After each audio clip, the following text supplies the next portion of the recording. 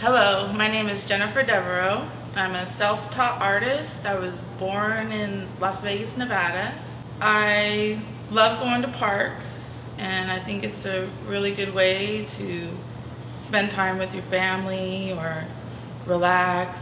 It really helps me in my life. I enjoy just going outside for a walk and noticing things that people might not notice every day. Like, I was just out there before this interview and I walking around and saw a lizard and a spider crawled on my hand. I'm making a sculpture. It's gonna be a snail.